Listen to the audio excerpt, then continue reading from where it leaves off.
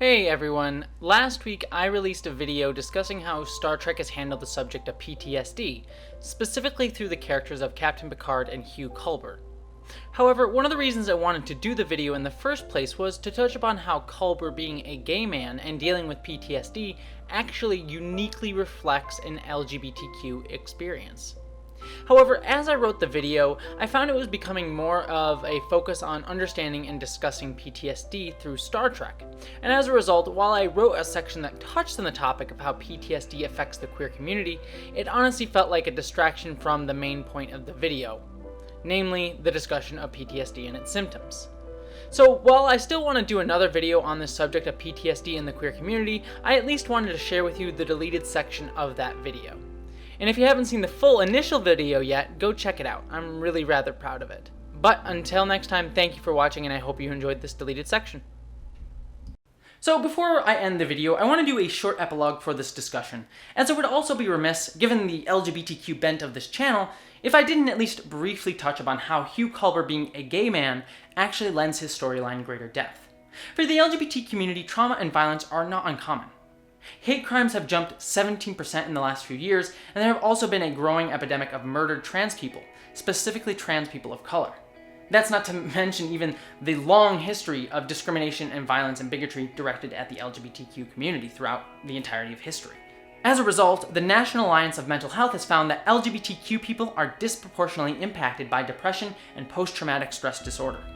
Yet, out of this pain has come, as Wilson Cruz himself stated, an example of resilience. If you look at the history of LGBTQ people in this country and also around the world historically, there's example after example of when we have been attacked and murdered and marginalized and erased, and we find a way out of that. LGBTQ people often feel intergenerational and community trauma. This was perhaps most evident during the AIDS crisis, where so many LGBTQ people were dying daily.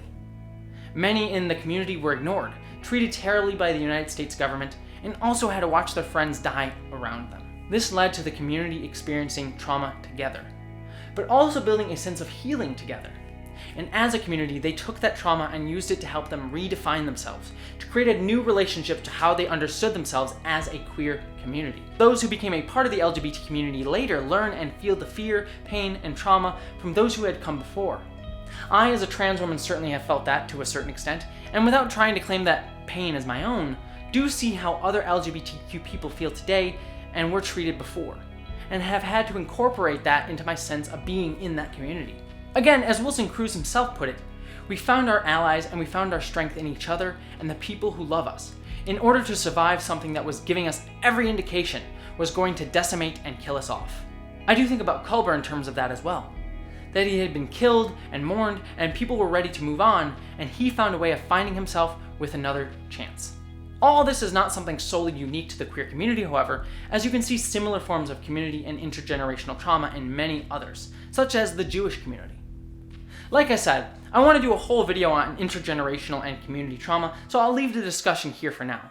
But I wanted to at least have it included in this video, especially because Wilson Cruz himself has talked about it in the context of his character. Thanks so much for watching. Please don't forget to subscribe to my channel before you go, or check out some of my other videos that I release every Friday. And if you want to help make these videos even better, give to my Patreon page, just like these fine folks did.